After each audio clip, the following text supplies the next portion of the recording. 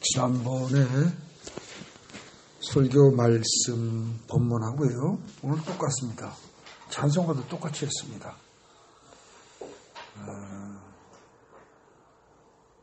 지난번 설교가 좀 부족했기 때문입니다.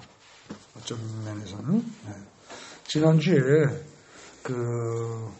마가복음 4장 12절의 근거가 되는 마가복음 4장 12절에 뭐죠? 여러분들 펴놓고 보십시오. 마가복음 4장 12절.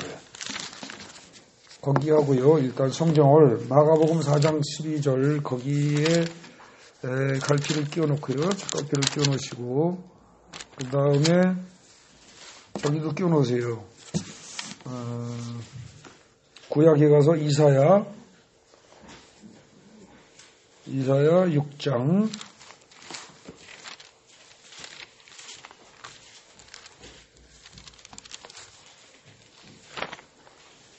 이사야 6장 찾으셔가지고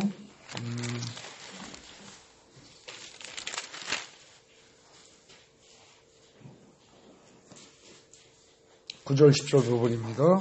거기하고 두 군데를 일단 여러분들이 성경을 색깔 종이나 그런 것으로 끼워놓으시기 바랍니다. 그리고 나서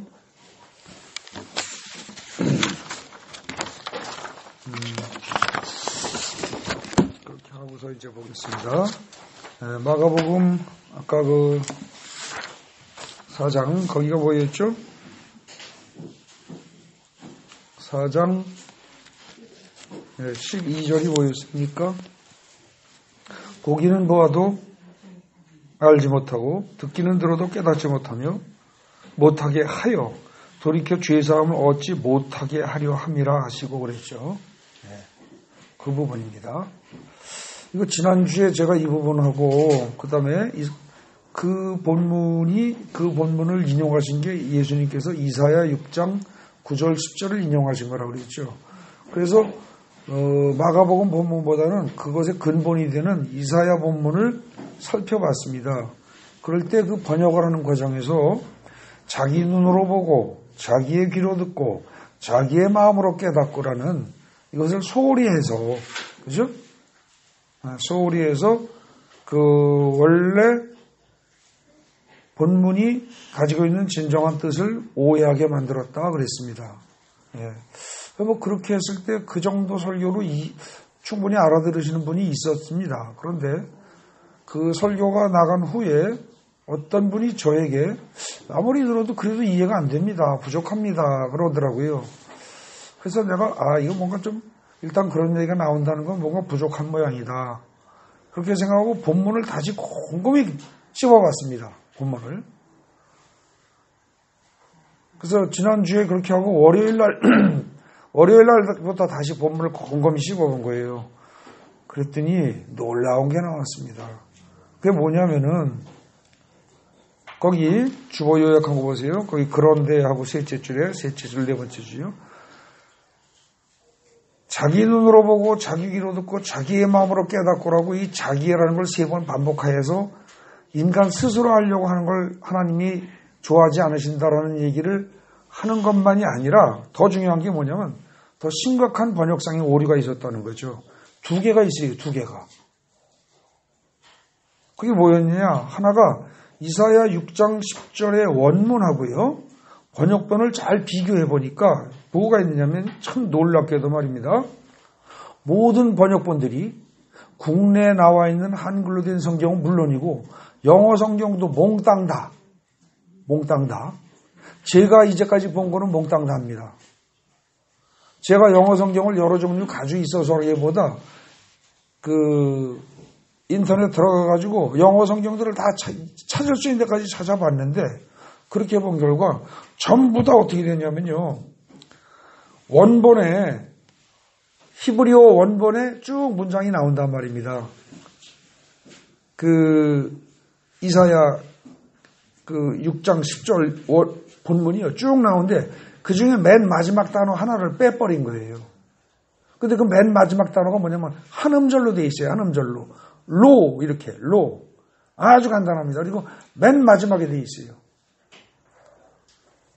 근데 이 말 한마디가 들어가느냐 안 들어가느냐가 하늘과 땅 차이로 바뀐다는 거죠. 뭐냐면 그 마지막 단어 law라는 게 결국 뭐냐면 그대로 직역을 하면 영어식으로 말하면 by himself 혹은 for himself. 자기 힘에 의하여, 자기를 위하여 이런 뜻이에요. 즉 자기 자신에 의해서 바꿔보면 스스로 혹은 자기 자신을 위하여 이렇게 번역될 수 있는 이 단어 하나가 마지막에 나오는데 이걸 갖다 번역을 생략했다는 거예요. 근데 희한하게 이게 어느 한 성경만 생략한 게 아니고 모든 영어 성경이 깡그리 다 생략되어 있다는 겁니다. 신기할 정도로. 국내에서 이 성경이 최고다 그러고 목소리 높여서 그 큰 소리 치는 킹 제임스 버전도 이 단어를 생략하고 있어요. 신기할 정도입니다. 근데 이게 자기 스스로가 들어가면 어떻게 돼요? 지난번에 우리가 살폈던 자기 눈으로 보고 자기 귀로 듣고 자기의 마음으로 깨닫고 자기 스스로 치료받지 못하도록 이러시게 될 거랍니다. 말입니다. 그죠? 그러니까 자기 스스로 치료하는 꼴을 못 보겠다는 거예요, 하나님은. 근데 그 다음에 또 묘하게 되어 있습니다. 치료한다는 단어가요, 두 번째로, 원문에는 치료한다는 단어가 분명히 능동태로 되어 있습니다. 자기 스스로 치료하지 못하도록 이렇게 되어 있다는 거죠. 근데 이상하게 영어 성경에는 치료받지 못하도록 하고 수동태로 되어 있습니다. 말이 안 되는 거예요, 이게. 임의로 번역을 한 거예요. 그렇게 되니까 최종적으로 어떻게 되냐? 최종적으로 모든 번역본들은 사람이 치료받지 못하도록 하려 함이라 이렇게 되어 있다는 거죠. 근데 원래 히브리어 원문에는 어떻게 돼요? 사람이 스스로 자기를 치료하지 못하도록 하려 함이라 이렇게 되어 있다는 겁니다. 이거 참 놀라운 일입니다. 어떻게 이렇게 이 부분에 오역이 생겼는지 이건 정말 신기한 일입니다. 어찌 보면 기적과 같은 일입니다. 이 영어로 된 성경들이 다 이렇다고 하고 한글로 된 성경이 다 이렇다면 영어나 한글뿐만 아니라 전 세계에 번역되는 웬만한 성경들이 다 그럴 텐데 결국 어떻게 되냐? 루터가 종교개혁한 이후에 원래 히브리어, 헬라어 그리고 라틴어로 번역된 성경 이외에 현대인들의 15세기, 16세기 이후에 번역된 모든 성경들은 이 부분을 전부 잘못하고 있다는 얘기입니다. 그럼 어떻게 되느냐? 정말로 심각한 오해가 생깁니다. 들어도 듣지 못하고 깨달을래도 깨달을 수가 없고 그래서 완전히 헛일하는 결과가 생기는 거죠. 굉장히 심각한 겁니다. 네. 그러면은 이 지금 구약의 이사야는 그렇다고 치고 이사야는 그 자기 자신을 위하여 스스로라고 해당되는 그거에 해당되는 로라는 단어가 있는데 번역에서 빠졌다고 그랬어요. 그럼 그 원문을 인용한 신약의 마가복음 4장은 어떠냐? 예수님이 하신 말씀은 어떠냐? 거기를 보면요. 신약의 헬라어도 분명히 그 단어, 그 로에 해당되는 단어가 들어가 있습니다. 거기 여러분들 요약한 데 보십시오. 이 부분을 인용한 마가복음 4장 12절의 헬라어 원문에도 자기 자신을 위하여 거기 따옴표 하나 빠졌어요. 집어넣으세요. 여러분들 주보에 자기 자신을 위하여 거기 따옴표 닫는 따옴표가 있어야 되고 혹은 스스로로 번역되는 단어 아우토이스가 분명히 들어있습니다. 그래서 예수님께서는 이사야 6장의 내용을 정확히 인용하여 마가복음 4장에 사용하고 계신 것이고요. 또 헬라어로 된 마가복음 4장 12절은 히브리어로 된 이사야 6장 10절을 정확히 번역한 겁니다. 그래서 원래 구약 성경이 쓰여진 히브리어로 쓰여진 그 이사야서에도 이상이 없고요. 그 다음에 그것을 갖다가 예수님께서 인용하신 것을 기록한 헬라어로 기록한 마가복음 4장에 봐도 전혀 이상이 없고 완전히 일치한다는 거죠. 어떤 점이? 인간이 스스로 자기를 구원하려고 하는 것을 하나님이 반대하신다는. 자기 스스로 구원하려고 하는 거. 이게 안 된다는 겁니다. 쉽게 얘기해서 내가 수양해서 천국 가겠다. 내가 수양해서 극락 가겠다. 말도 안 된다는 얘기입니다. 이게. 지금 그 얘기하는 거예요. 네. 그런데 이제 그렇기 때문에 자 거기 그러므로 보세요. 그러므로 이사야 6장의 히브리어 원문이나 마가복음 4장의 헬라어 원문이 말하는 것은 인간이 스스로 자신을 구원하려는 것을 하나님께서는 못하게 하시려는 것이다 라는 점이 분명합니다. 게다가 이사야 6장 13절을 보면 이사야 6장 13절이 6장의 맨 끝절입니다. 아까 문제가 됐던 10절에서 불과 2절, 3절 지나서 있는 거죠. 거기 보면 여호와께서는 거룩한 씨를 통하여 구원을 이루실 것을 말씀하고 계십니다. 이미. 근데 이사야 6장에 지금 너희 스스로 구원하려고 해서는 절대 안 된다. 너희의 구원은 거룩한 씨를 통해서만이 가능하게 될 것이다. 내가 그렇게 할 것이다 라는 이 논조를 이사야 6장을 읽으면서 번역이 잘해서 오해를 하죠. 그럼 어떻게 되냐. 여러분들 이사야 7장부터 읽어가지고 최소한 12장까지 이해가 잘 안 됩니다. 무슨 얘기를 하는지 감을 잡을 수가 없어요. 실제로 여러분들 읽어보십시오. 이사야 7장, 아까 6장에 저걸 끼워놨죠? 6장에 이어서 7장 보십시오. 여기 읽으면은요, 좀처럼 이해가 안 됩니다. 말이 무지 복잡합니다. 우시아의 손자여, 7장 보세요. 우시아의 손자여 요담의 아들인 유다의, 성경 같이 보셔야 됩니다. 유다의 아스왕 때에, 그러니까 아주 간단히 얘기하면 유다의 아스란 사람이 왕이던 시절에 그 얘기죠. 그죠? 앞에 거 다 그냥 빼고요. 아람의 르신 왕과 르말리아의 아들 이스라엘의 베가 왕이, 간단히 얘기하면 르신 왕과 베가 왕이 올라와서 예루살렘을 쳤으나 능히 이기지 못하였더라. 그러니까 지금 예루살렘을 중심으로 지금 보는 거니까 예루살렘을 수도로 하는 유다를 두 나라 왕이 쳤다는 거예요. 그죠? 두 나라 왕이. 그런데 어떤 사람이 다윗의 집에 이르되 말하기를 뭐라고 많이 알려 이르되, 그러니까 다윗의 집이라는 게 결국은 유다의 가문이에요. 그죠? 유다의 왕가예요. 거기다가 뭐라고 하냐면 아람이 에브라임과 동맹하였다고 말을 했는데 앞에서 말한 두 왕이 그 이끄는 나라가 그게 아람하고 에브라임이에요. 그게 동맹했다는 말을 듣고서 왕의 마음과 그의 백성의 마음이 숲이 바람에 흔들린 같이 흔들렸더라. 아주 그야말로 오줌을 질금질금 쌀 정도로 겁이 나고 두려운 겁니다. 한 나라만 해도 만만치 않은데 강력한 두 나라가 힘을 합쳐서 공격을 하겠다고 동맹을 맺었다 그러니까 걱정이 안 될 수가 없는 거죠. 근데 그때 3절 보십시오. 그때 여호와께서 이사야, 지금 이 책이 이사야서입니다. 이 책을 쓴 선지자 이사야에게 말씀하시길 뭐냐면 너하고 네 아들이 어디로 가서 아스를 만나라. 거기 어디 이런 거에 현혹되기 시작하면 문장이 복잡하고 어려워집니다. 하나님은 이런 것까지 세세하게 다 알고 정확하게 짚어대시는 분입니다. 아주 세세하고 빈틈이 없으신 분이에요. 이건 그런 뜻이지. 거기서 무슨 거기 나오는 무슨 수도 끝 무슨 어쩌고 이게 중요한 게 아니라는 거죠. 아주 세세하게 다 지시하시는 분이에요. 모든 걸 다 아시고. 근데 가가지고 결국 아하성을 만나라. 유다의 왕을 만나라. 그 얘기예요. 그래서 4절에 뭐라고 말하느냐? 너는 삼가며 조용하라. 르신과 아람과 르말리아의 아들이 심히 노할지라도 너를 공격하겠다고 두 나라의 왕들이 아무리 방방 뜰지라도 어떻게 돼요?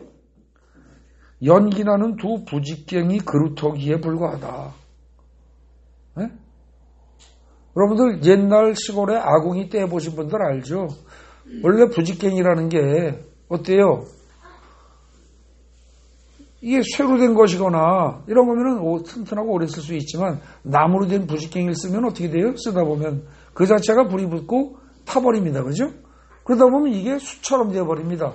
그건 툭 건드리면 그냥 부러져 나가죠. 지금 그거랑 똑같다는 거예요. 너희를 공격하겠다고 두 나라가 연합해서 오더라도 걔네들은 저희 타다만 숯부지깽이하고 똑같다는 거예요. 그러니까 두려워하지 말고 낙심하지 말아라. 걔네들이 아무리 그 이하 어쩌고 저쩌고 멍땅 다 해도 걔네들은 아무것도 아니다. 절대 걱정하지 말아라. 그러면서 이제 거기 9절에 보십시오. 마지막에 만일 너희가 굳게 믿지 아니하면 즉 너희가 믿음이 흔들리면 너희는 굳게 서지 못하리라. 무너질 것이다. 믿음이 흔들리면 무너진다. 이렇게 얘기하신 거예요. 나 하나님이 하는 얘기 잘 들어라. 지금 현실적으로 두 나라가 연합해서 너희를 치겠다고 해서 굉장히 너희가 떨고 두려워하지만 절대 걱정 마라. 걔네들은 타다만 부지깽이 숯덩어리 같다. 걱정 마라 이 얘기입니다. 요즘 우리 식으로 말하면 어떻게 돼요? 이런 식입니다. 현재 남한이 반토막 나 있는데 북한의 김정은이하고 중국이 한꺼번에 밀고 내려오겠다고 협약을 맺고 지금 전쟁 준비를 다 하고 있단 말입니다. 그래서 곧 내려올 것 같아도 그런 상황에서 하나님이 지금 여기 지금 유대의 무슨 왕이에요 아까? 맨 처음에 뭐라고 그랬어요? 아하스 왕에게 얘기를 한 거예요. 이사야를 통해서 절대 걱정 마라. 북한이 아무리 지네들이 결속을 하고 너희한테 무슨 짓을 하겠다고 해도 타다만 부지깽이하고 똑같다. 지금 이런 식으로 얘기하시는 겁니다. 그런데 너희 믿음이 흔들리면 너희가 망할 수도 있다. 지금 그 얘기예요. 근데 그런 상태에서 여호와께서 또 아하스에게 말씀하여 이르시되 절이 바뀌었습니다. 10절에. 근데 지금 9절까지는 이사야가 받아서 전한 거예요. 그죠? 근데 10절에서는 가만히 보면 여호와께서 또 아하스에게 말씀하여 이르시되 그랬으니까 이건 하나님이 아하스에게 직접 얘기하신 겁니다. 그죠? 직접 얘기하시길 뭐라고 그랬어요? 너는 내 하나님 여호와께 한 징조를 구하되 깊은 데서든지 높은 데서든지 구하라 하시니 아하스가 이르되 나는 구하지 아니하겠나이다. 나는 여호와를 시험하지 아니하겠나이다 한지라. 자, 이 말이 잘했다 잘못했다 성경은 가능하면 그런 평가를 하지 않습니다. 성경은요 신기할 정도로 남의 행동에 대해서 잘잘못을 평가하지 않습니다. 신기할 정도로 거의 여기서도 평가 안 하고 한 거예요. 사실 남의 잘잘못을 매번 볼 때마다 일일이 순간순간 지적해야 되는 건 인간들이지, 정확히 하면 여러분들도 그렇고 제가 그렇지 하나님은 좀처럼 얘기를 안 하십니다. 잘해도 잘못해도 입 꾹 다물고 계십니다. 가능하면 평가하고 판단을 안 하십니다. 정죄를 안 하십니다. 그래서 아하스가 나는 구하지 않겠습니다. 하나님을 시험하지 않겠습니다. 이랬어요. 근데 이게 마치 겸손한 말 같지만, 하나님 앞에 겸손한 말 같지만 하나님이 직접 구하라고 하셨으면 어떻게 돼야 돼요? 구해야 됩니다. 두 말 안 구해야 됩니다. 이거는 뭐예요? 거역하는 겁니다.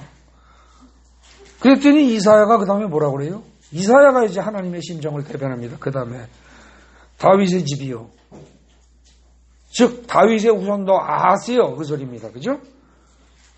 다윗 솔로몬 이후에 너희 조상들이, 그리고 아하스 너까지 어떻게 됐느냐?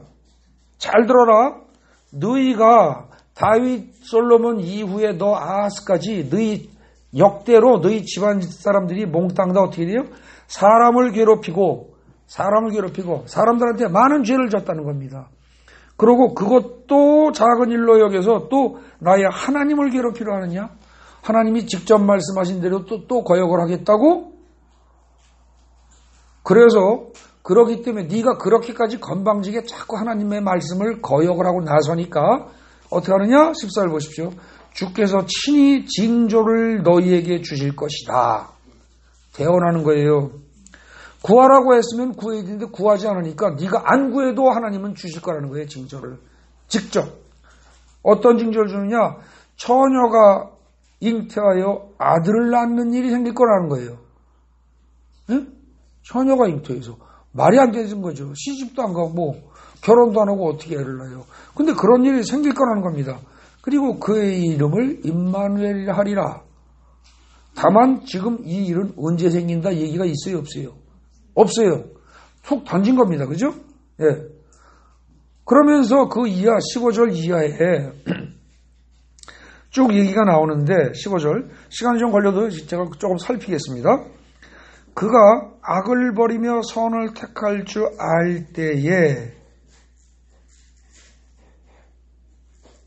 알 때가 되면 엉긴 젖과 꿀을 먹을 것이라. 이게 무슨 말이에요? 그가 악을 버리며 선을 택할 줄 알 때가 되면, 그러니까 아주 갓난아기 상태를 면하게 되면, 그죠? 네. 그러니까 이 말은 뭐예요? 오래지 않아. 네? 이런 뜻일 수 있어요. 네. 그렇게 되면은 그가 엉긴 젖과 꿀을 먹을 것이라. 뭐 그렇게 되겠죠, 자연이. 엉긴 젖이라는 게 치즈입니다. 치즈를 옛날에 번역할 때 치즈라는 단어가 없었기 때문에 엉기죠. 그런데 이게 요즘식으로 말하면 치즈입니다. 네. 치즈와 꿀을 먹을 것이다. 대저 이 아이가 악을 버리며 선을 택할 줄 알기 전에, 즉 얼마 안 돼서 네가 미워하는 두 왕의 땅이 황폐하게 되리라. 네가 지금 두려워하는 그 아람과 에브라임 두 나라의 왕들이, 그 땅들이 몽땅 다 황폐하게 될 것이다 이거예요. 네. 그렇게 하면서 여호와께서 에브라임이 유다를 떠날 때부터, 에브라임과 유다가 갈라질 때부터 당해보지 못한 날을 너와 네 백성들과 네 아버지 집에 임하게 하시니 곧 아스루 왕이 오는 그날이니라. 이게 뭐예요? 아수르라는 다른 나라 왕이 와가지고요. 어떻게 돼요? 너는 지금 아람과 북이스라엘, 즉 에브라임을 두려워하고 있는데 그건 부직갱이에 지나지 않고 실제로 너희들을 갖다가 걔네들도 몽땅 다 무너뜨리고 다 망하게 하고 너희한테도 위협이 될 수 있는 존재는 너희가 정작 두려워할 건 아수르라는 겁니다. 에? 너희는 전혀 생각도 못하고 있지만 그렇다는 거예요. 그때는 전에도 겪어보지 못한 두려운 일이 생길 거라는 거예요. 그리고 18절 보십시오. 그날에 여호와께서 애굽 하수에서 먼 곳의 파리와 아수르 땅에 벌을 부르시리니 다 와서 거친 골짜기와 바위 틈과 가시나무 울타리와 모든 초장에 있으리라. 남쪽에서도 북쪽에서도, 남쪽으로 말하면 애굽에서, 동쪽으로 말하면 아수르에서 강대군들이, 이 강한 나라의 그 군사들이 벌떼처럼, 파리떼처럼 몰려들 거라는 거예요. 네. 그 다음에 그날에 사람이 한 어린 암소와 두 양을 기르리니 그것들이 내는 젖이 많으므로 엉긴 젖을 먹을 것이라. 그 땅 가운데 남아있는 자는 엉긴 젖과 꿀을 먹으리라. 지금 이 말이 도대체 살기가 좋다는 얘기인지 나쁘다는 얘기인지 감 잡기가 힘듭니다. 그죠? 근데 어쨌거나 이게 무슨 뜻으로 한 말이든 간에 분명히 이루어진다는 거예요. 네. 그날에는 천그루에 은 1000개의 가치가 있는 포도나무가 있던 곳이 다 뭐예요? 벌레와 가시가 날 것이라. 온 땅이 벌레와 가시가 있으므로 화살과 활을 가지고 그리로 갈 것이요. 다 황폐해져서 그냥 드나들지 못한다는 거죠. 보습으로 갈던 모든 산이도 찔라와 가시 때문에 두려워서 그리로 가지 못할 것이요. 그 땅은 소를 풀어놓으며 양이 밟는 곳이 되리라. 사람 살 곳이 아니고 몽땅 깡그리 다 망해버리고 깡그리 황폐화 될 것이다 이겁니다. 이게요, 지금 하나님이 이렇게 다 만드시겠다는 거예요. 너희가 두려워하는 아람 왕이 공격하고 그 다음에 에브라임 왕이 공격해서 너희가 망하는 게 아니고, 너희는 전혀 생각지도 못한 다른 방식으로 너희는 고생을 하고 또 그 나라들도 다 망하고 이렇게 될 것이다. 간단히 얘기하면 뭐예요? 7장은 한마디로 얘기하면 현실이 어떻게 돌아가든지 간에 너희들은 현실을 보고 당장 걱정을 하는데 이 세상을 국제정치를 다 쥐고 흔드는 분은 누구다? 하나님이다 이겁니다. 이건 오늘날 우리의 현실도 딱 맞는 말씀입니다. 국제정치가 지금 미국의 대통령이 누가 되느냐에 따라서 한국이 나갈 방향이 한국의 외교를 이렇게 할 것인가 저렇게 할 것인가를 가지고 지금 정부의 그 외무부 쪽에서는 심각하게 고민하고 있을 거라고요. 미국에 누가 대통령이 되느냐 그거에 따라서 중국이 지금 그야말로 망하느냐 마느냐 중국에서도 초긴장을 하고 있습니다. 전 세계가 다 마찬가지고. 그런데 사실 미국과 중국뿐만 아니라 북한의 그 밖의 모든 것, 한국의 모든 문제도 쥐고 흔들고 이걸 조절하는 분은 누구다? 하나님이다 그 얘기예요. 이게. 그러니까 너희는 나 하나님의 말을 듣고 나 하나님만 바라봐라 이겁니다. 예? 지금 이렇게 하면서 결국 7장을 더 간단히 요약하면 구원은 누구에게 있다? 하나님께 있다, 여호와께 있다 이거예요. 7장의 얘기가. 근데 너희들은 구원을 스스로 이루려고 한다 이거죠 지금. 아시겠어요? 7장 얘기가. 너희는 아람 왕과 그 다음에 에브라임, 즉 북이스라엘입니다. 북이스라엘에 어떻게 대항해서 싸울까? 이걸 애국 군대를 끌어올까? 어느 군대에게 어느 나라에 의지할까? 별별 생각을 다 하고 네가 걱정하고 별 잔머리를 다 굴리는데 그거 아무 소용없게 될 것이다. 걔네들도 내가 얼마든지 망하게 할 것이요. 너희들도 또 전혀 다른 방식으로 망해도 너희가 다른 방식으로 망하지 아람에게 지금 너희가 걱정하는 그 방식으로 망할 일은 없다. 내가 걱정하지 말려면 말해라 이겁니다. 그러니까 너희가 현재 어려운 상황이 있다고 해서 너희 스스로 구원하려는 생각 아예 하지 마라. 그건 되지도 않는다. 너희를 구원할 것은 나 오직 여호와뿐이다. 구원은 여호와에게만 있다. 이게 7장의 요약입니다. 그리고 그 이하 8장, 9장, 10장, 11장, 12장까지가 결국은 전부 그 얘기입니다. 근데 이게요, 어디서부터 빗나가느냐? 6장에서 아까 말한 6장 10절 있죠? 6장 10절. 이 말을 이거를 현재 번역된 대로 이처럼 이해하고 나면요. 6장 자체가 이해가 안 됩니다. 이게 이해가 안 되니까 마지막에 거룩한 씨라는 단어가 6장 13절에 거룩한 씨라는 단어를 놓쳐버립니다. 그걸 놓치고 나면 7장에 가가지고 어떻게 돼요? 이건 또 무슨 얘기야? 임마누엘은 뭐고 처녀가 잉태하는 건 또 뭐야? 이러면서 7장이 이해가 안 되고 7장이 이해 안 되면 8장, 9장, 10장, 11장, 12장까지가 거의 이해가 안 됩니다. 여기를 놓쳐버리면요. 이사야서 전체가 이해가 안 될 수가 있습니다. 지금 제가 아까 읽다가 여러분들이 조금 제가 일일이 설명하지 않은 부분이 있습니다. 14절하고 15절. 처녀가 잉태하여 이름을 아들을 낳으리니 그 이름을 임마누엘 하리라 하는 부분이 있죠. 이게 예수라면 그리고 15절에서 금방 올 것처럼 얘기를 했다면 금방 왔어야 되지 않는가. 이런 생각을 하실 분이 있습니다. 그것은 8장, 9장부터 해서 쭉 12장까지 읽으면 답이 나옵니다.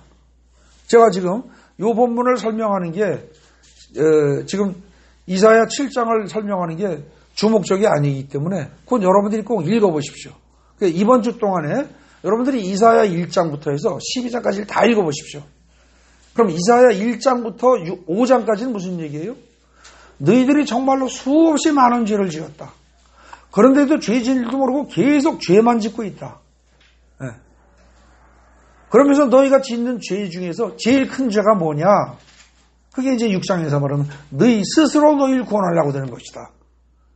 그리고 너희가 그렇게 안 하고 있다고 나는 잘하고 있는데요. 하나님 잘 섬기고 있는데요. 라고 말하겠지만 실제로 너희가 가장 결정적으로 실수하고 있는 게 뭐냐?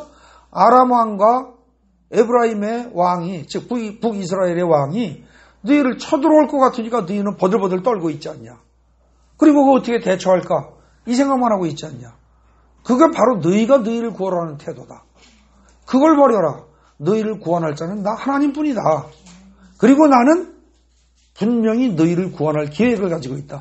너희 생각과 내 생각은 달라서 너희는 전혀 생각지도 못한 방식으로 즉 뭐예요? 거룩한 씨를 통해서 내가 너희를 구원할 것이다. 지금 그 얘기를 6장에서 암시를 하고 던지고 그 이후 7장 계속 나가는 거예요. 그러니까 1장부터 지금 이사야 1장부터 5장까지는 사람들의 죄를 계속 이야기를 하고 6장부터 해서 내가 거룩한 씨를 통해서 남유다의 백성들을 다 건질 것이다. 그런데 그것은 너희가 생각하는 거고 전혀 다른 방식이다. 에? 전혀 다른 방식이다. 그 얘기를 쭉 하는 거라는 거죠. 이 이사야에서 여기에서 성경을 오해해버리게 되면 성경 전체가 뒤틀립니다. 이해가 안 되는 거죠. 오늘 제가 말씀드린 내용을 토대로 집에 가셔서 이번 주 안에 이사야 1장부터 12장까지를 꼼꼼히 잘 읽어보십시오. 그리고 그게 이해가 잘 안 되고 말이 어려우면 쉬운 성경이 있습니다. 우리말 성경, 쉬운 성경, 내지는 공동번역 성경, 이렇게 쉬운 말로 된 거 있죠. 그거를 갖다가 자꾸 읽어보십시오. 아니면 그걸 자꾸 들어보세요. 예. 여러분들 우리 교회에서 웬만하면 저희가 그 통독기 하나씩 드렸죠. 거기 보면은 맨 뒤에 쉬운 말, 우리말 성경으로 녹음된 게 있습니다. 그걸 반복해 들으시든지 아니면 그 쉬운 말 성경, 우리말 성경, 현대어로 번역된 성경, 그걸 자꾸 반복해서 자꾸 읽어보시면 충분히 이해가 되실 수 있을 겁니다. 자, 다시, 저기, 주보 요약한 첫 페이지의 맨 밑에 문단, 거기 보겠습니다. 결국, 이사야 6장 10절 한 절을 잘못 번역해서 잘못 이해하게 되면 어떻게 되냐? 이사야 7장 이하 12장까지 내용도 이해하기가 곤란해집니다. 또 마가복음 4장 10절에 나온 예수님의 말씀도 이해가 곤란해집니다. 그럼에도 불구하고 정말로 신기할 정도로 제가 모든하고 물음표를 해놓은 것은 그야말로 세상에 있는 성경을 제가 다 확인할 수가 없고 지껏 제 능력을 벗어난 일이라 그냥 물음표를 해놨습니다. 제가 확인한 범위 내에서는 하나도 예외 없이 모든 번역 성경들이 스스로에 해당되는 단어, 히브리 단어, 로라는 히브리 단어를 다 생략해 있고 또 헬라어에서도 스스로에 해당되는 단어, 아우토이스라는 단어를 다 번역하지 않고 다 생략해 버렸단 말입니다. 참 이거는 정말 우연의 일치치고는 참 너무나 절묘합니다. 어찌 보면 마귀가 성경 말씀을 오해하게 하려고 제대로 깨닫지 못하게 하려고 이거 일부러 장난친 거 아닌가 하는 생각이 들 정도로 다 빠졌다는 거죠. 번역본이 이렇게 다 잘못됐다면 이건 최소한 몇 년 정도부터 잘못된 거예요? 2000년은 아닙니다. 2000년은 아니고 언제부터예요? 종교개혁 이후에 히브리어, 헬라어로 된 성경들이 각 나라 말로 번역되기 시작했거든요. 루터가 처음 독일어로 하고 그 다음에 이제 영어로 번역되고 이렇게 된 거죠. 그러니까 그때부터입니다. 그럼 대략 지금부터 한 500년 정도. 대략 잡아서 500년 전 정도부터 해서 종교개혁 그때 당시부터 해서 지금까지 희한하게 이 귀절이 완전히 오해되고 있다는 거죠. 번역이 잘못됨으로써.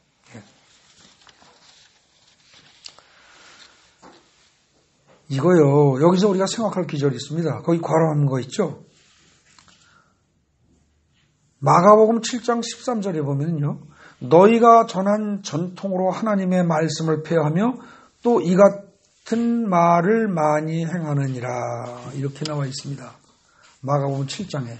장로들의 전통 그래가지고 그런 소제목이 붙어있는 단락인데 거기에 보면은 너희가 전한 전통으로 하나님의 말씀을 폐한다 이렇게 이런 말이 나온다는 거죠. 그리고 또 이 같은 일을 많이 행한다고 그랬어요. 그런 일이 많대요. 바로 지금 이 본문이 번역이 잘못된 것. 그리고 이걸 갖다가 500년 동안 맨 처음에 대가가 한 사람 번역을 잘못해놨더니 그 다음에 아무도 이의제기 안 하고 당연히 그러려냐고 500년을 계속 써내려온 것. 그대로 인용해온 것. 이게 바로 뭐예요? 이게 바로 너희가 전한 전통입니다. 이게 하나님의 말씀을 오히려 폐하는 결과가 된다는 거예요. 우리가 참 진지하게 성경을 볼 때 우리가 참 아주 조심스럽게 봐야 됩니다. 세밀하게 봐야 돼요. 네. 그래서 사실은 이쯤 하고요.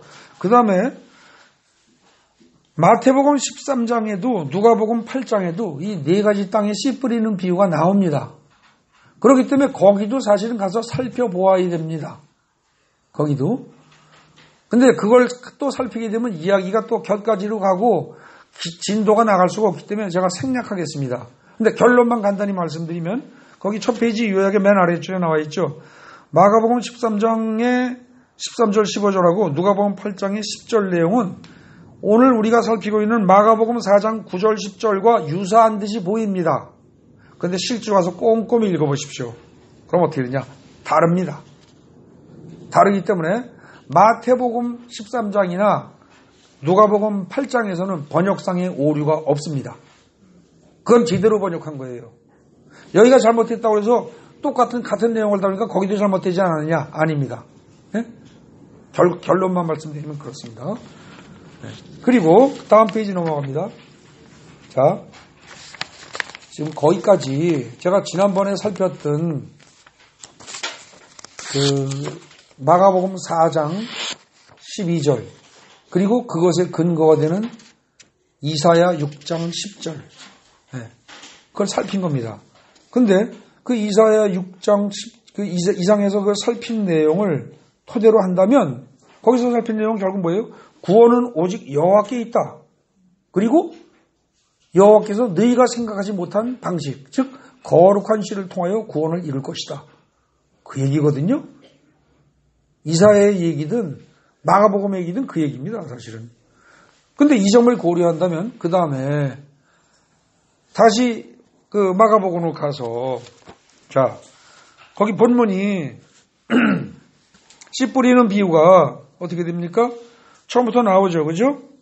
3절부터 나옵니다. 들으라 씨를 뿌리는 자가 뿌리러 나가서 그래서 비유를 하시고 그 다음에 10절부터 비유를 해설하신 얘기가 20절까지 쭉 나옵니다. 이걸 어떻게 이해할 거냐는 거죠. 이사야를 제대로 이해하고 우리가 잘못 번역된 걸 갖다가 바로 잡은 상태에서 제대로 이해한다면 이 씨 뿌리는 비유는 어떻게 이해되는 게 맞냐 이 말입니다. 여러분들 이제까지 교회를 10년 이상 다니신 분들은 이 씨 뿌리는 비유에 대한 설교를 아마 여러 차례 들으셨을 겁니다. 수없이. 몇 번을 들었는지 기억은 안 나겠지만 여러분들의 머릿속에 대부분 씨 뿌리는 비유 얘기를 하면 머릿속에 남아있는 생각이 뭐예요?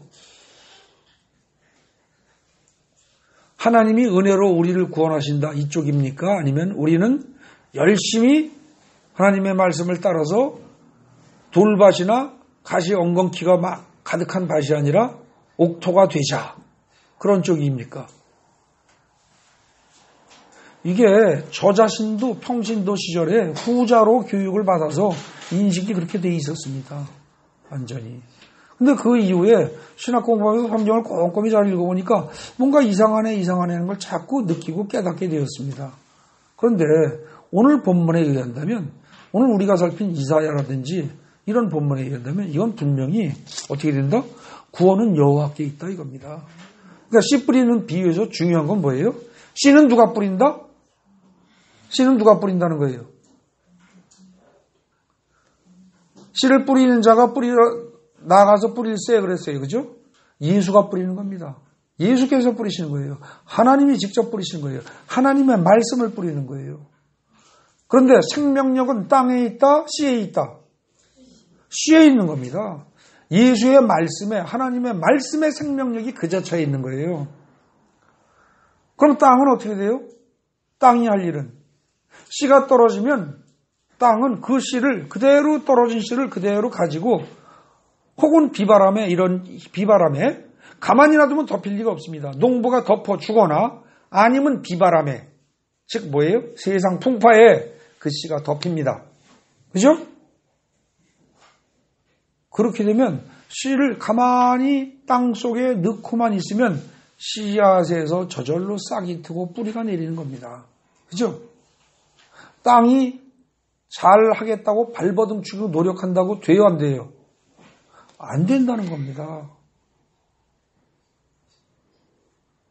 땅이 할 일이 없어요. 이 본문에서는.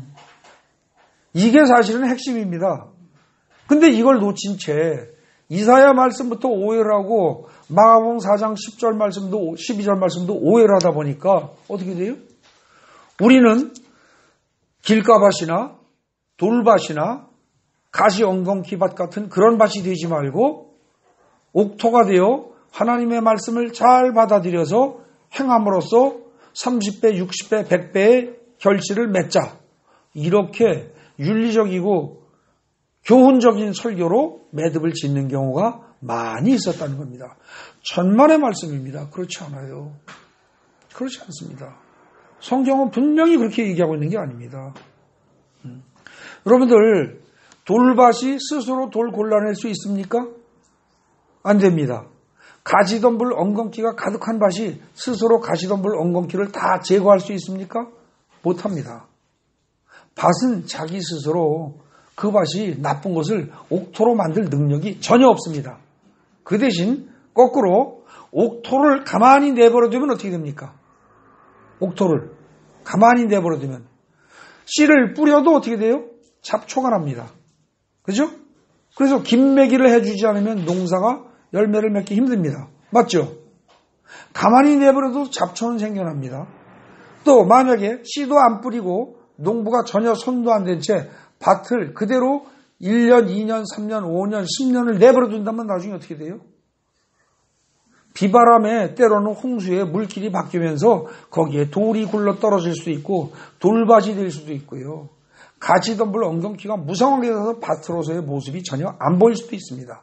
나빠지는 건 저절로 내버려둬도 나빠집니다. 그런데 좋아지는 것은 밭이 아무리 노력해도 좋아질 수가 없습니다. 그게 땅의 밭의 특성입니다. 맞죠? 그렇다면 여러분들과 저는 인간은 밭이라는 겁니다. 그러면 씨를 뿌리는 분이 알아서 뿌리시고 알아서 농사 지면서 김매기하고 잡초 뽑아주고 돌 골라내주고 그러지 않고는 밭 스스로가 열매 맺을 가능성은 없다는 거예요. 자, 이렇게 되면은 이제 이쯤에서 사람들은 그럽니다.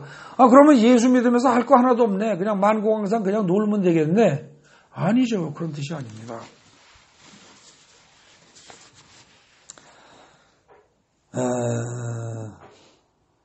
거기 3번 보십시오. 3번. 옥토인가 아닌가를 구분하는 기준은 말씀을 잘 받아들여서 지키는가, 즉 잘 보존하는가, 이 여부에 달렸습니다. 길가밭이나 돌밭이나 이런 데는 말씀을 받아들여서 보존하기를 원해도 어떻게 돼요? 잘 안 되죠. 안 됩니다. 네. 근데 옥토는 잘 보존을 합니다. 그러므로 하나님을 믿으면서 우리가 무엇인가 노력을 해야 한다면 잘 보셔야 됩니다. 여기 만약에 하나님을 믿는 우리가 무엇인가 노력을 해야 한다면 뭘 노력해야 돼요? 성경 말씀을 내가 실천하려고 노력하시면 실패합니다. 아시겠어요? 내가 행하려고 노력하면 실패한단 말입니다. 이건 마치 생명력이 나한테 있다, 땅에게 있다. 내가 발버둥쳐서 돌을 골라내고 내가 발버둥쳐서 가지나무 엉겅퀴를 다 빼내겠다. 이것하고 똑같아요. 고생만 오지게 할 뿐 되지가 않습니다. 조금도 안 됩니다. 죽을 때까지 노력하면 그래도 한 5%는 되지 않겠어? 천만의 말씀 전혀 안 됩니다. 그건 안 되고요. 만약에 여러분들이 노력해야 한다면 뭘 노력해야 돼요? 단지 내 마음속에 성경 말씀들을 잘 보존하려고 노력을 해야 합니다. 시편에서 말하는 여호와의 율법을 주야로 묵상하는 것. 이 묵상한다는 게 읊조리는 거라고 그랬죠. 중얼중얼하면서 항상 마음속에서 떠나지 않고 있는 겁니다. 이거 하려고 노력을 해야지 여러분들이 행동으로 옮기려고 노력해봐야 눈꼽만 치도 결과는 없다는 거예요. 이거 굉장히 중요한 얘기입니다. 여기서 잘못 오해가 생기기 때문에 어떻게 돼요? 아무리 기독교를 믿어도 자기 인정의 변화도 없고요. 열매가 없어요. 그리고 일도 잘 안 되고 그럼 뭐예요? 뭐 예수 믿어도 헛거네. 뭐 예수 믿는다고 뭐 유일하신 하나님이라며 불교 믿으나 예수 믿으나 별거 없네. 똑같네. 이런 오해가 나온다는 거죠. 또 경우에 따라서 예수 믿는 사람은 인생살이가 고통스럽고 힘든데 절에 다니는 사람들은 잘 풀릴 경우에 뭐 예수 믿는 것보다 부처 믿는 게 나은 것 같은데 이런 소리가 나온다는 겁니다. 여러분들 우리가 실제로 해야 할 일은 뭐다? 밭이 해야 할 일은 뭐다? 씨앗을 doing이 아니라 keeping, 보존만 하고 있으면 돼요. 씨앗을 마음속에. 그것만 하면 농부가 알아서 잡초 뽑고, 농부가 알아서 돌 골라내고, 농부가 알아서 가시연건기 다 제거하고, 농부가 알아서 비료주고 물주고 하면서 농부가 알아서 키워낸단 말입니다. 농부가 뿌린 씨앗을. 그죠? 그러니까 결국은요, 여러분들이 행하는 것과 시키는 것을 혼동하시면 안 됩니다. 말씀을 행하려고 애쓰지 마십시오. 성경에서 행하라고 하는 경우가 있습니다. 분명히. 행하라는 동사가 나옵니다. 그리고 지키라는 동사가 또 구별돼서 나옵니다. 근데 지키라고 말할 때는요, 무조건 그 말씀을 마음속에 잘 보관하려고 애를 쓰십시오. 잊지 않으려고. 두려워 말라 내가 너와 함께 함이니라 그러면 내가 두려움을 이기려고 발버둥 치지 말고, 발버둥 쳐봐야 두려움을 이길 수가 없습니다. 이길 인간이 없어요. 두려워 말라 내가 너와 함께 함이니라는 그 말을 자꾸 마음속에 넣고 있으라는 거예요. 그러면 저절로 두려움을 없애주신다는 겁니다. 예? 근데 그걸 갖다가 지키라는 말을, 말씀을 지키라는 말을, 말씀을 준수해라, 행동으로 옮겨라, 이걸로 오해를 하는 순간 기독교는 엉망진창이 되어버리는 겁니다. 네. 그 4번 동그라미 보세요. 이사야 6장의 말씀에 비춰볼 때 말씀을 내가 실천하려고 노력하는 것은 하나님께서 거룩한 시, 즉 예수를 통해서 세우신 구원 계획을 부정하고 거부하는 겁니다. 잘 생각해 보십시오. 내가 스스로 나를 구원하겠다라고 발버둥 치고 노력하는 것은 이건 하나님의 계획을 거부하고 그야말로 왕무시하고 하나님의 생각보다 내 생각이 옳아 그러고 밀어붙이는 거하고 똑같다는 거예요. 그러니까 이거는 불경죄입니다. 이거는 불경죄예요, 사실은. 근데 우리는 그 생각을 전혀 안 해요. 나는 하나님 말씀을 잘 지키려고 내가 하나님 말씀에 순종하려고 내가 노력을 하는데 그게 잘하는 짓이 아니라니까요. 여기서 오해 생기면 정말 큰 문제 생깁니다. 그런 생각을 하고 사니까 평생 동안 예수 믿어도 별로 변하는 게 없는 거예요. 그냥 여러분들이 생각에는 아무것도 하지 말라는 거냐? 라는 오해가 들지라도 행동으로 옮기려고 들지 마시고 말씀만 계속 마음속에 넣고 계시라는 겁니다. 여러분들이 만약에 우울증이 있고 불안증이 있고 공포증이, 병증이 있는 사람 같으면 두려워 말라 내가 너와 함께 함이니라. 그냥 그 기절만 하루 종일 마음속에 넣고 계시라는 겁니다. 뭐가 부족하고 뭔가 참 걱정이 되고 이런 상황이 계속 벌어진다. 그럼 어떻게 돼요? 여호와는 나의 목자니 내게 부족함이 없으리로다. 근데 뭐 그냥 그것만 하루 종일 마음속에 집어넣고 있으라는 거예요. 그것만 하루 종일 되뇌이면서. 그러면은 저절로 문제를 하나님이 해결해 주신다는 거예요.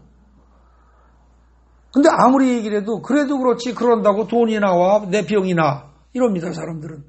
그게 말하자면 아까 이사야 7장에서 유다의 왕이 아하스 왕이 주위의 환경을 보고 부들부들 떨고 걱정을 하는 거하고 똑같은 겁니다. 그냥 말씀대로 가라는 거예요. 말씀대로. 예. 자, 거기 보십시오. 하나님께서는 인간의 그러한 시도를 막으시기 때문에 말씀을 내가 실천하려고 노력하는 것은 반드시 실패하게 돼 있습니다. 그걸 얘기한 게 아까 이사야 6장이었으니까요. 우리 인간은, 여기 굉장히 중요한 얘기입니다. 우리 인간은 피조물이에요. 그리고 죄인이에요. 이 두 가지를 잊지 말아야 됩니다. 우리의 신분은 피조물이고 죄인입니다. 그걸 잊지 말아야 되고, 그것에 반대되는 피조물에 대응되는 창조주의자, 우리는 죄인이지만 죄로부터 우리를 구원하실 하나님의 은혜를 그냥 받아들이면 돼요. 그냥 받아들이는 게 우리의 할 일입니다. 우리의 할 일이 그걸 받아들이고 믿는 거예요. 그러니까 요한복음에서도 뭐라고 그랬어요? 내가 어찌해야 하나님의 일을 하오리까 그러니까 뭐예요? 하나님과 하나님이 보내신 자를 믿는 것이 하나님의 일이라고 그랬어요. 그럼 하나님과 예수 그리스도를 믿는다면 하나님의 말씀과 예수 그리스도의 말씀을 믿는 거예요. 그죠? 그걸 믿는 게 하나님의 일이에요. 우리가 할 일은 그거밖에 없어요. 근데 이상하게 인간들은 자꾸 그거는 내가 믿는데 그래도 내가 뭔가 해야 되지 않겠어 이럽니다. 참 딱한 겁니다.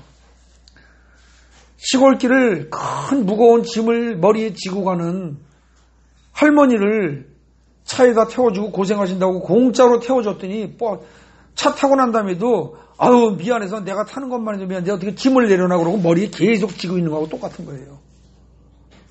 차 태워준 사람 욕되게 하는 겁니다. 멍청한 게 아니라 차 태워준 사람을 멍청이로 만드는 거예요. 아주 잘못하는 거죠. 거기 보십시오.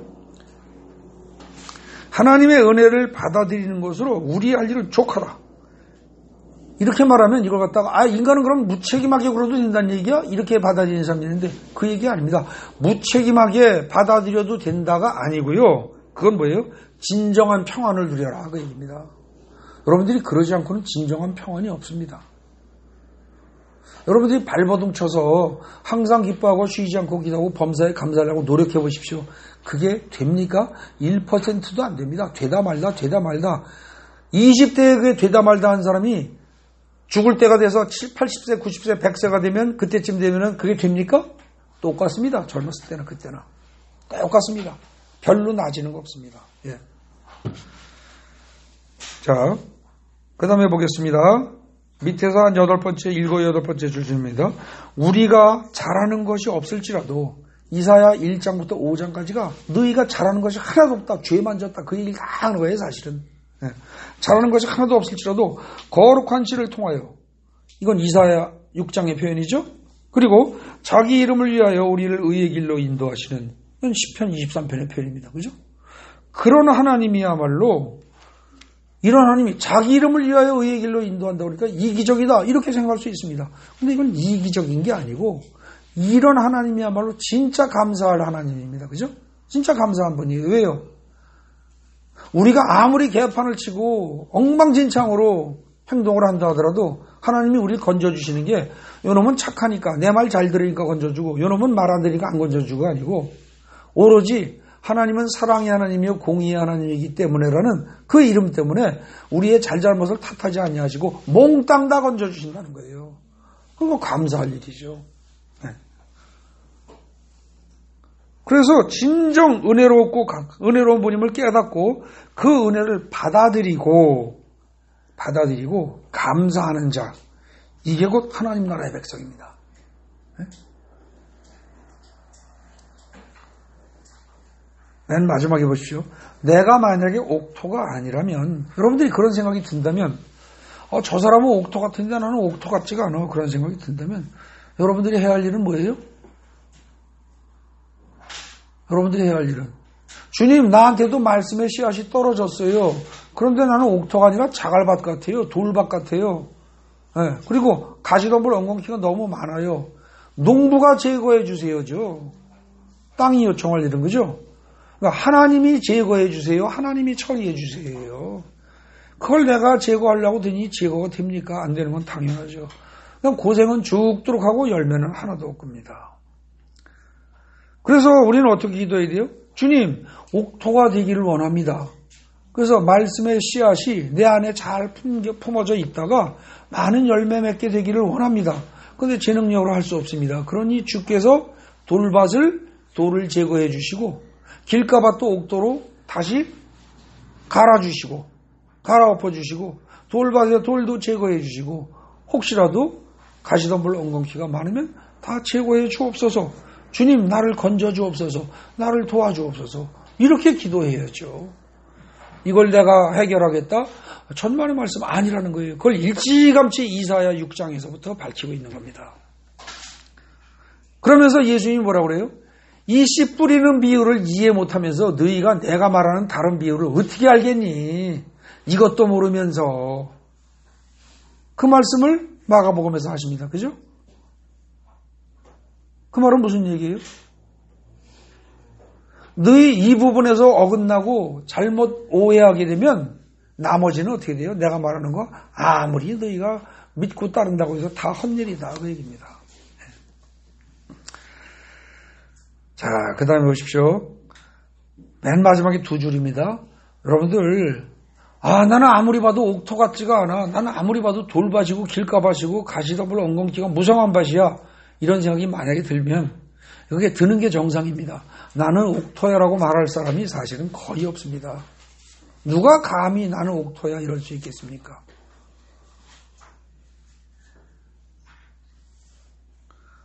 만약에 여러분 자신이 옥토가 아니라는 생각이 들면 그 다음에 어떻게 돼요? 마지막에 두 줄 보세요. 주기도문의 내용, 이거 잘 생각해 보십시오. 특히 주기도문에서 어떤 부분?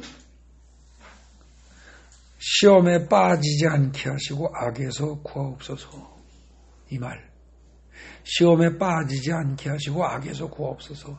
나는 내가 옥토인 줄 알았는데 그러고 가만히 그냥 있으면서 말씀의 씨앗을 잘 보관하는 일을 소홀히 하죠. 그럼 어떻게 돼요? 나도 모르게 잡초가 생기고 돌멩이가 굴러들어오고 이렇게 됩니다. 그래서 돌밭이 되는 수가 있어요. 마귀는 자꾸 어떻게 되든지 비바람을 통해서 자꾸 돌멩이를 굴려 넣으려고 들고 그 밭에 잡초를 자꾸 뿌리려고 애를 씁니다. 그러니까 나로 하여금 어떻게 돼요? 시험에 빠지지 않게 하시고 어떻게든지 악에서 구해주세요. 이 기도를 해야죠. 이 기도를 해야지 내가 스스로 옥토를 이루리라 이런 주제넘은 행동 이건 절대 금물이다. 이게 성경에서 말하는 진짜 참뜻입니다. 근데 애석하게도 이상하게 우리는 물론 이렇게 바르게 설교하신 목사님들도 많이 계십니다. 근데 모르겠습니다. 저는 분명히 제가 신앙생활하면서 평신도 시절에 거의 대부분 오늘과 같은 방식으로 해석하지 않고 다른 방식으로 너희가 노력해서 옥토가 되도록 해야 한다. 그래서 30배, 60배, 100배의 결실을 맺어야 한다. 이렇게 윤리적으로 이래라 저래라 하는 식의 설교를 들어서 입력돼 있었다는 거죠.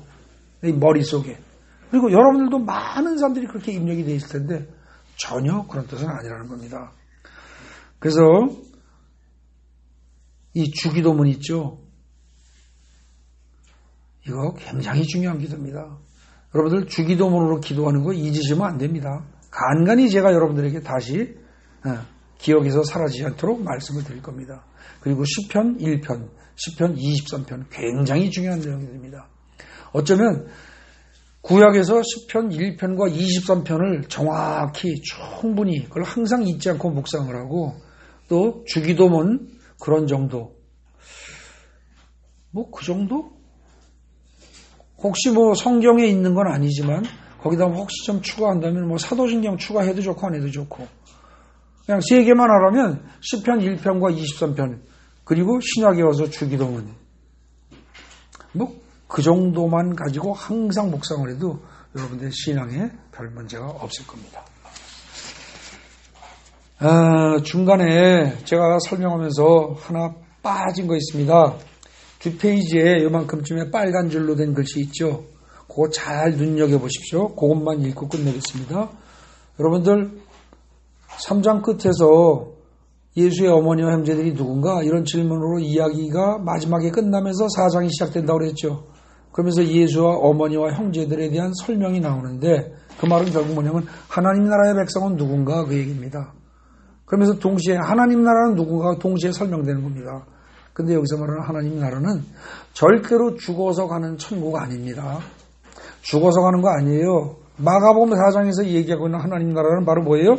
죽어서 가는 어떤 특정한 장소가 아니고 지금 현재 이 자리에서 우리가 살면서 빨간 글씨 보세요.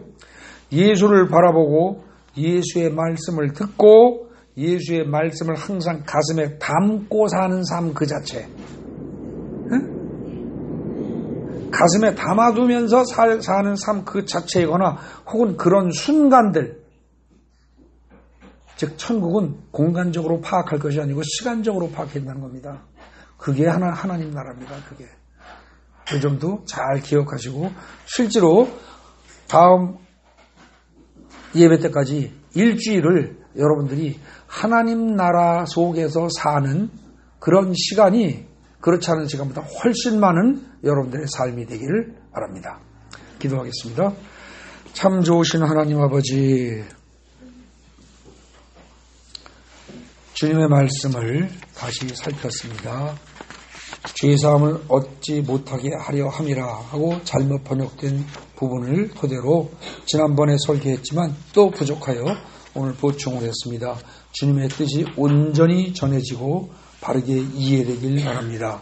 주의 성령께서 각 사람의 마음에 직접 역사하셔서 깨닫게 해 주시옵소서. 그리하여 주님의 말씀대로 하나님의 말씀을 항상 마음에 넣고 보존하며 살아가고 그 결과 30배, 60배, 100배 결실을 맺는 우리가 되게 하옵소서. 예수님 이름으로 감사드리며 기도 올립니다. 아멘.